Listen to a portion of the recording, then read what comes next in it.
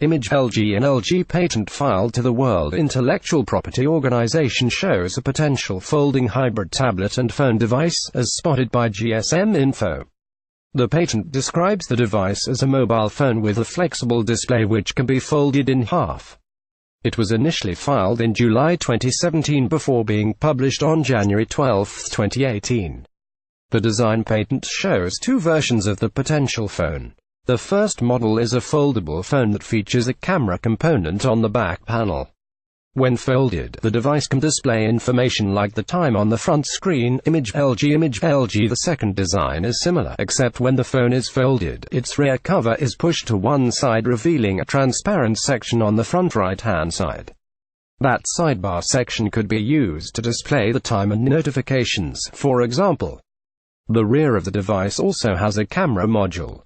Image LG. It's important to note that the solid lines in the illustration are its claimed features, while the broken lines illustrate what the rest of the device might look like. The dotted lines in any design patent are not covered by the patent. There's also no indication of if and when LG might release a device like this. Foldable phones seem to be the holy grail for smartphone manufacturers, and though many patents have been filed, there haven't been any notable releases so far.